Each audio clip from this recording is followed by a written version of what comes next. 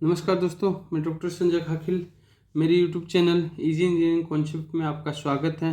दोस्तों, आज मैं मशीन लर्निंग का एक बहुत इम्पोर्टेंट टॉपिक लेके आया हूँ, रेनफोर्समेंट लर्निंग।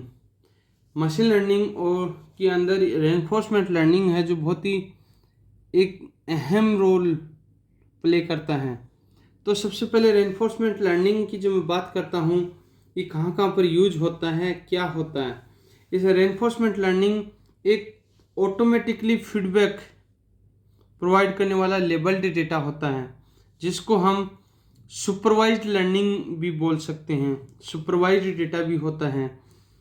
रेनफोर्समेंट लर्निंग एक हम पर्टिकुलर सेगमेंट्स तैयार करने के लिए, गेम प्लेइंग के लिए, रोबोटिक्स के लिए, इन सारी चीज़ों के अंदर रेनफोर्समेंट लर्निंग यूज में लिया जाता है। ये एक आर्टिफिशियल इंटेलिजेंस का कोर पार्ट होता है।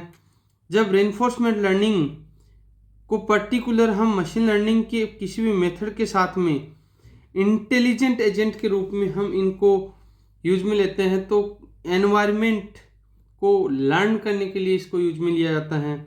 दूसरी चीज़, हम पर्टिकुलर इसके अंदर एक्शन, चेंज, स्टेट, बिहेवियर और फीडबैक, ये सारी की सारी चीज़ें कंसिडर करके चलते हैं।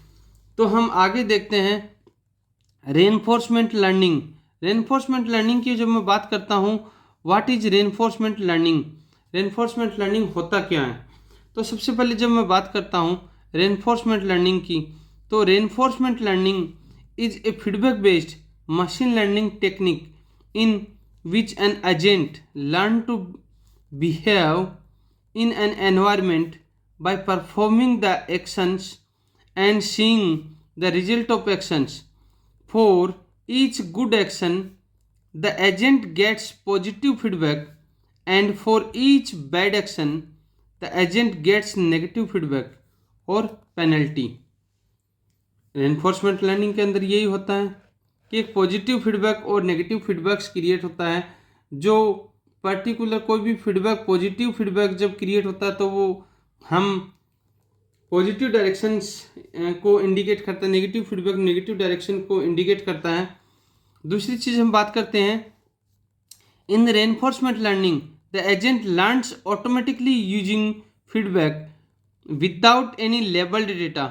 ऑटोमेटिकली जो फीडबैक होता है उसको लर्न करता है बिना किसी डेटा की, unlike is the supervise learning, जो ऑटोमेटिकली किसको बोला जाता है, सुपरवाइज लर्निंग बोला जाता है। नेक्स्ट होता है, since there is no labelled data so the agent is bound to learn by its experience only. ये एक लेबल्ड डेटा नहीं होता है जिससे एक नया एक्सपीरियंस मिलता है। Reinforcement learning solve a specific type of problem where the decision making is sequential and the goal is long term such as game playing और robotics। नेक्स्ट क्या होता है हमारा, नेक्स्ट की जब हम बात करते हैं, the agent interacts with environment and explores it by itself। the primary goal of an agent in reinforcement learning is to improve the performance by getting the maximum positive rewards। Next होता है, the agent learns with the process of hit and trial and based on the experience it learns to perform the task in a better way। Hence we can say the reinforcement learning is a type of machine learning method where an intelligent agent, computer programs, interact with the environment and learn to act within that।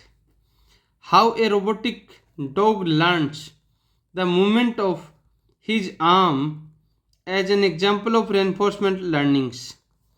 दूसरी चीज़ की जब मैं बात करता हूँ तो एक main important things होती हैं कि जब हम पर्टिकुलर, ये एक कोर पार्ट होता है आर्टिफिशियल इंटेलिजेंस का, and all artificial agent work on the concept of reinforcement learning. Artificial intelligence के अंदर आर्टिफिशियल एजेंट्स होते हैं जो पर्टिकुलर रेनफोर्समेंट लर्निंग की बिहाफ पे ही काम करते हैं। Here we do not need to pre program the agent as it learn from its own experience without any human intervention. Next example होता है, Suppose there is an artificial intelligent agent present within a maze environment and his goal is to find the diamond. The agent interacts with the environment by performing some action, and based on those actions the state of the agent gets changed, and it's also receive a reward or penalty as feedbacks.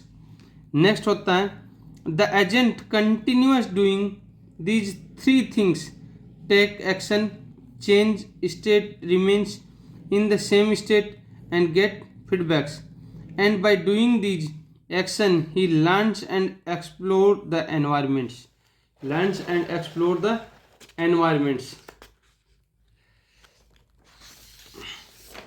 दूसरी चीज की जब मैं बात करता हूँ तो हम बात करते हैं the agent learns that what action lead to positive feedback or reward and what action lead to negative feedback penalty.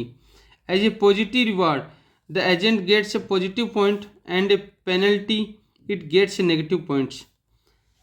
ये एक पर्टिकुलर क्या होता है कि एक एनवायरनमेंट होता है। एनवायरनमेंट मीन्स जो हमें चारों तरफ अपने आसपास दिखाई देता है वो एक एनवायरनमेंट होता है। इससे एक ये रोबोट होता है जो एजेंट का काम करता है। इसके अंदर स्टेट और एक्शन बिहेवियर होता है। ये होता है एक्शन, जब यहाँ से कोई भी एक्शन जाएगी एनवायरनमेंट में, और यहाँ से क्या रिवार्ड स्टेट्स होता है जो पर्टिकुलर इसको वापस रिस्पॉन्स करता है।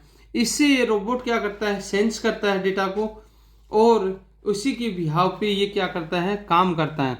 दूसरी चीज़ जब हम बात करते हैं terms used in reinforcement learning, कौन कौन सी टर्म्स हम यूज में लेते हैं रेनफोर्समेंट लर्निंग में। पहली टर्म यूज में लेते हैं हम एजेंट।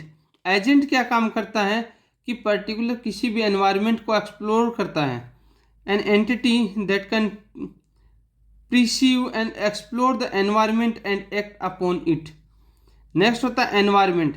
एनवायरनमेंट क्या काम करता है कि पर्टिकुलर किसी भी सिचुएशन को वो ऑब्जर्व करता है, उसके आसपास का जो किस तरीके का बिहेवियर है, उसका एनवायरनमेंट किस तरीके का है, उसको रैंडम नेचर को वो क्या एक्सप्लोर करता है।